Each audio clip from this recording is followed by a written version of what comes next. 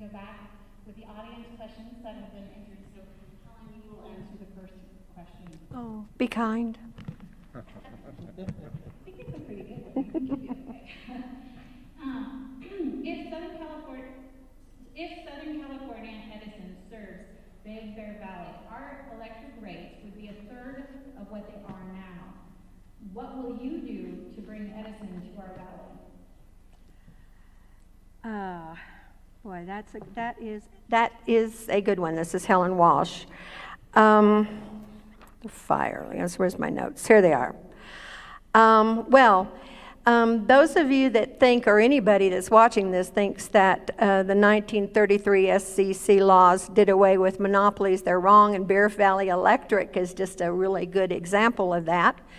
I think it's just terrible that we are the highest rates in California and almost 60 or maybe a little over 60% higher than Lake Arrowhead. What would I do? I don't know at this point in time what can be done. The issue is before the CPUC right now, waiting for a determination on that. I think that it would behoove the City Council to look for ways to terminate our business with Bear Valley Electric and see what it would cost us to have Southern California Edison come up here. I, for one, don't like my high electric bill, and I'd be all for doing whatever we can to make sure that that happens. Bob Jakowski. I think we all feel the same. When I went to the PUC meeting a few weeks ago and heard that Lake Arrowhead was paying 60%, 62%, whatever that number was, significantly less than we are, I was astonished. I mean, I have no way of understanding how this has come to pass over the years. I would welcome, and whoever is supposed to do this, I would welcome having Edison come up here and try to take over the electric service for us. If we can cut that in half, the 62%, I would be jumping up and down for joy. It seems unfair. I spoke at that meeting. I told them how unfair I thought it was. We all agree that it's unfair. I will support and work hard with whomever and whatever entity is required to try to make sure that we have a fair electric bill, and we're not paying twice as much as a city that is no more than 17 miles away. Thank you. This is Bill Yon again. Unfortunately, it's a lot easier said than done. This is a private utility company, obviously. They've been serving this valley for a long time. I too agree with the other two, with Bob and Helen, that it's not fair, it's not right. But I think our immediate problem right now today is to continue to protest the current rate increase that's being considered. I spoke at the public utilities hearing over at the Northwoods, and the city and BAR were leading the fight in San Francisco to try and get the reduction reduced, first of all. We do need to take some long-term look at the at Southern California Edison or somebody like that, but it's not something that we can just do overnight. I mean, there are reams and reams and reams of legal maneuvers that would have to go through, and I just unfortunately feel that it's going to take years and years to get out from under Bear Valley Electric, although I support doing that. But we're going to continue the fight. We're working with our ratepayer advocates up in San Francisco, and with the city plans on being there during the hearing process, and we're going to get it done. Thank you, Tanya. This question will be for you. I've just got to say it's got to be tough to be the middleman with the microphone. So, how would you attract new businesses to our valley without impacting the established businesses and existing businesses? Bob Jakowski. First of all, we have to provide a climate that is friendly to new businesses. We have to be able to identify the niche businesses that will not greatly affect the current businesses that we have here. We need to make sure that we safeguard those businesses that are healthy, that provide good products here in our valley. We need to find a way of marketing to other niche-type businesses, and I'm certainly not talking about large companies, but smaller ones, the medium-sized ones, and a marketing approach to doing that. Someone in charge, and I don't believe that we do have at the city anyone that specifically has a job title or is given the job of going out and trying to solicit businesses to bring them into the city. I think that is important. We, again, must protect the local businesses, but I think it's so very, very important that we fill those niches. There's too many dollars of revenue being lost, both on the internet or having to drive down the mountain. And if you've seen the gas prices today on the news, it could cost you a fortune to go down the mountain to save a fortune or even a few dollars. So having those niche businesses up here that will fill the void is extremely important, and we need to find a way of marketing directly to them. Thank you, Bill Yon. Actually, we've done that. It's called the Buxton Report. The city took that report conducted that report in about 2 years ago, I believe. 2 years ago, a year and a half ago, something like that. That report is available today to anybody that wants to take a look at it. And what that report does is it identifies the existing commercial uses up here and where the holes are. So if you were a business owner, you wanted to come up to Big Bear Lake, you could get a copy of that Buxton Report and see if whatever it is that you're marketing fits that niche. And those are available, and it's available for free. The city paid for this study to try to promote, to get business to come up in those types of businesses that won't hurt our existing business. But even more than that, some of the stuff that we've done to try to get other, that we're currently working on to try to get other businesses up here, as I mentioned earlier, is the establishment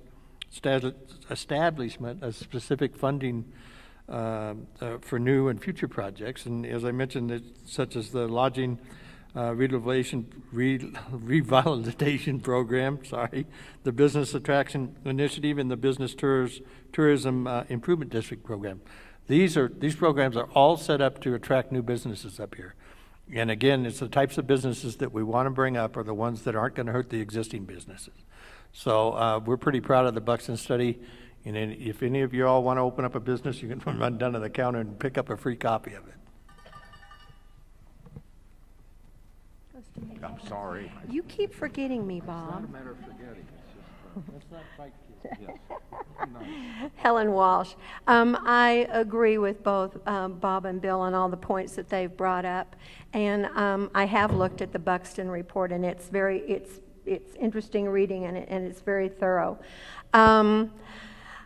Again, if we want to attract businesses to come up to Big Bear, we need to offer those businesses something.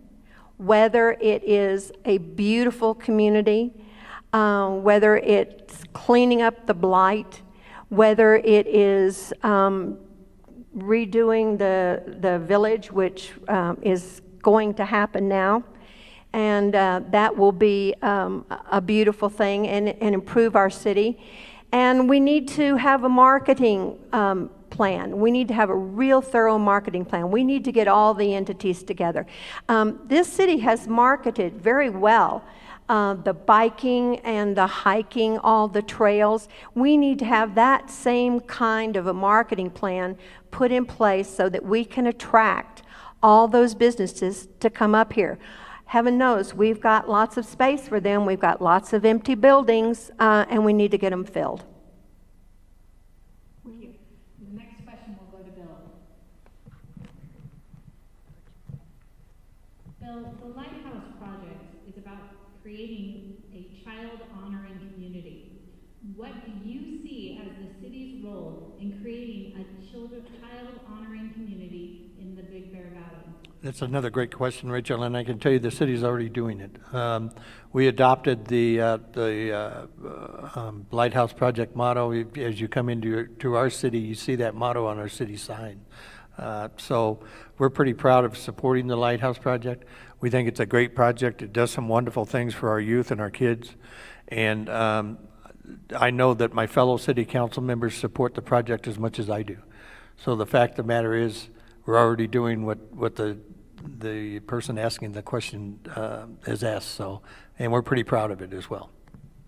I'm going to interrupt really quickly. If anybody has any cards with questions, if they could please turn them in to Michael Perry, that would be, or Lisa Patterson, that would be great. Sorry to interrupt you. Helen Walsh. As a seroptimist, I am very familiar with working with the children and for the children of our valley. We have, our motto is to, or our mission is to improve the lives of women and children in local communities and throughout the world, and that's what we strive to do. The Lighthouse Project is very important to our community. Having our children have role models, such as the adults that are sitting here in this room. I know a lot of you are mentors for these children. That's very valuable. We have a very large community that is below the median poverty level for California.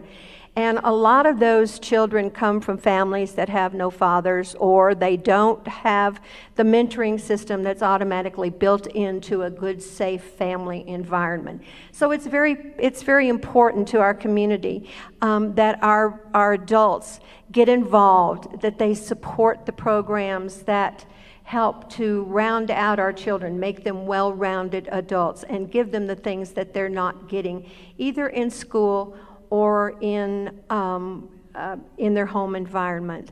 I'm a big proponent of the Lighthouse Project and a big supporter.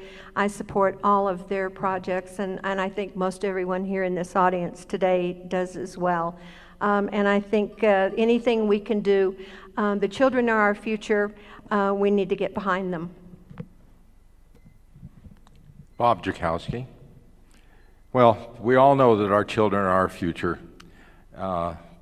There is no doubt in my mind that we have to do everything to make sure that each and every child within our community has an equal and fair chance to be able to become whatever they feel they want to become.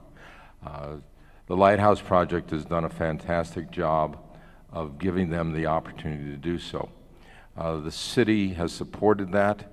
I will continue to support it. I personally support it, and I'm certain that as I look around the room that everyone here supports it also. We have to make certain that the future of our children is secure, that they have a good foundation to build upon, that they have a safe environment to live in, to learn in, to play in, and to grow in. And I will support that with every ounce of my energy in the future, no matter whether it's on or off the city council.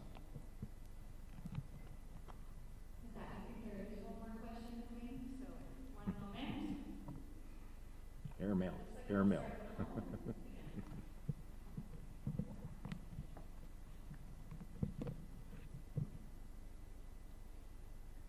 Of all the valley agencies, the school district faces the biggest financial problem. What can the city do to help? Oh boy. Well, the school district has its own board and its own governing process, and the city doesn't get involved in the school district business. But I think that the one thing that we can do is to support the school district, support the teachers, support the children, and we can do that by, well, I'm so sorry that the last measure failed, but that's my personal opinion. Because I know our schools are in trouble, and I know that they need finances to provide good quality education. And I think the only thing that the city can do really is just support that and be behind them. But I don't think that we can do anything in the governing process. They have their own board. That's my understanding. I could be wrong. That is a tough question, and it certainly has no easy answer. So I'll just say it this way. The City Council can support it because it is made up of 5 individuals. Each of those individuals can support it themselves, and they can influence other people within the community to support our schools, our children, and the education that they deserve and we need for our future of not only this community, the state, but this whole country. I can tell you this for a fact, that the day after the ballot was voted down, I went down and I wrote a check for what it should have been, and I delivered it to the school district. I think each and every one of us that can afford to do so should do so. It was over 60% of the people in this valley who voted for it, so obviously the majority of the people here are in favor of supporting our school district, even if it means taking money out of their pockets to do so. I hope that we'll find a way to convince the people up north in Sacramento to give a little bit of this back instead of having deaf ears to the needs of our children. Thank you. Spillion again.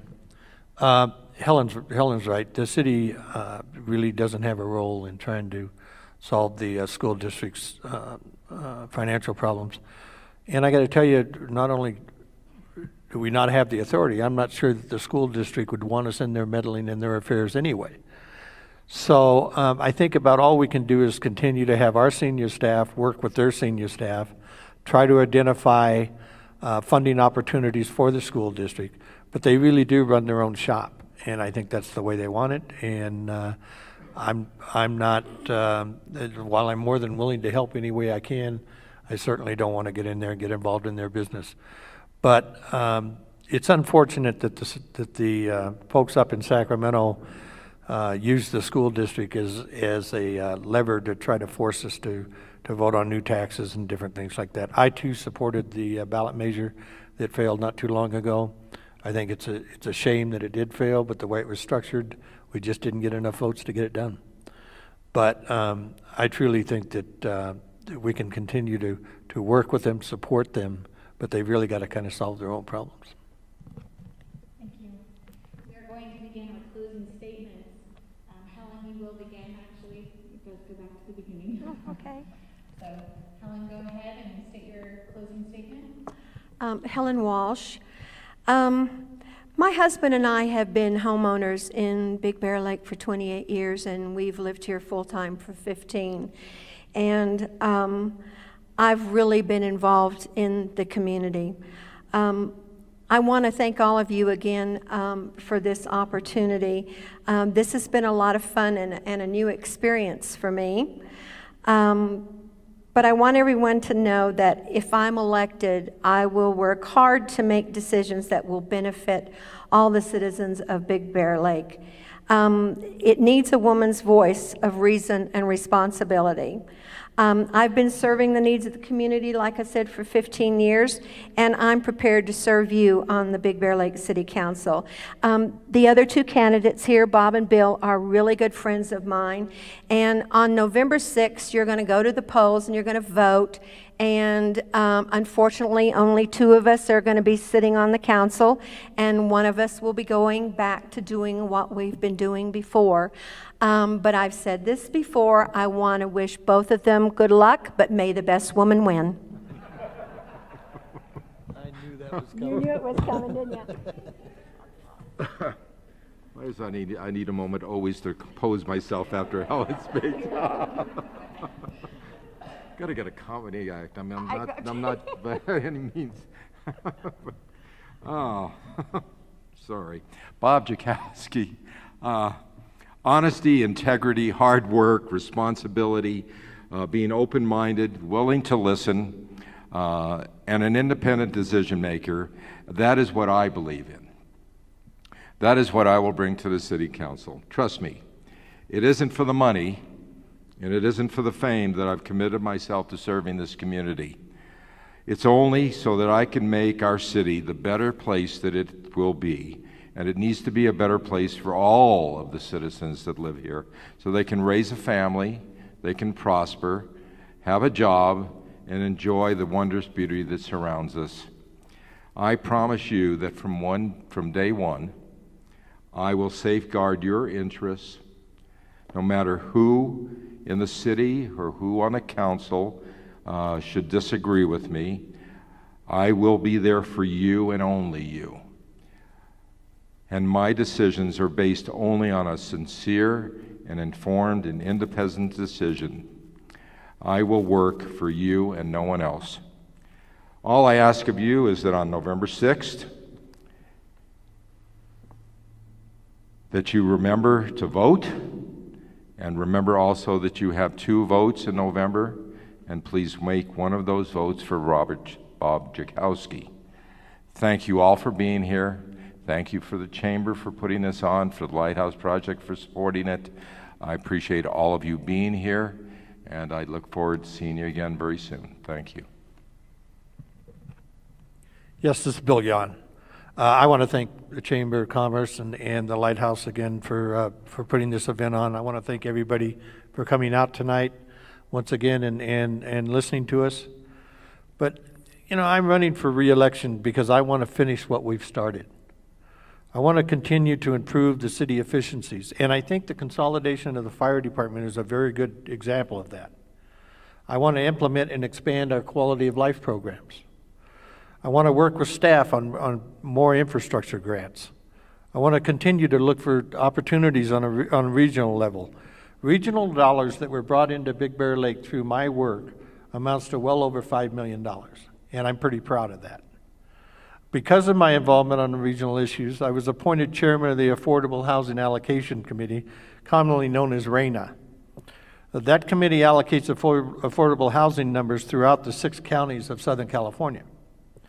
With our new Knickerbocker project and the Mountain Meadows Senior Housing Project and some zoning opportunities, we successfully completed our 495 unit requirement for the years 2005 through 2013.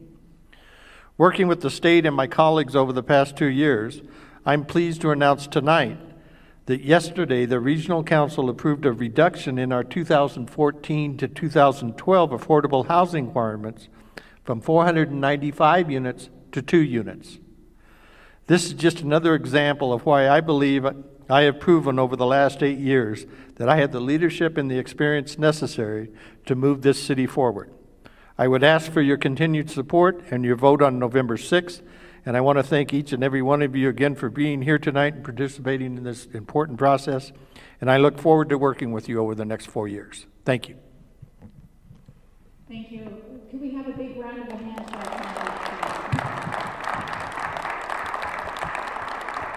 also, I'd like to take a moment and thank E.T. Russell for being here, and the film crew coming, and KBHR for recording this event. This will be on the air on the radio. It will also be on our website, both the Lighthouse Project and the Chamber website, as soon as it's ready to go. With that, again, thank you all for coming and participating this evening. Please remember to get informed first and then vote. Thank you.